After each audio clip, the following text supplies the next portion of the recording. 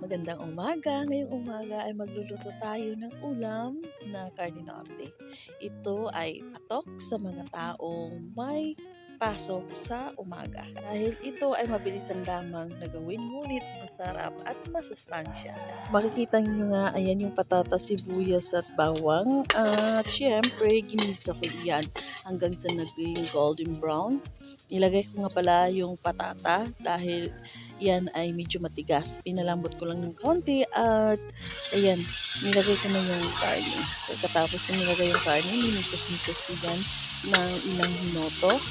At pagkatapos niyan ay ilalagay ko yung itlog. Dahil yung itlog ay ah, maganda para sa karne norte at saka iyan ay dagdag panlasa, 'di ba? Masarap 'yan talaga sa karne norte. So ayan, alam niyo guys, 'yan yung karne norte, kung ayaw niyo ng kanin, pwede naman 'yan sa tinapay ilagay at saka ang combination ng coffee, 'di ba? So ayan na, natapos ko na pala 'yan. Hinain ko na 'yan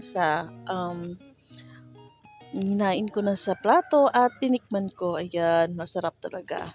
Tayo nga talaga mga Pinoy ay hindi talaga mawala sa atin yung pagtikim sa sarili nating luto. So, thank you for watching guys.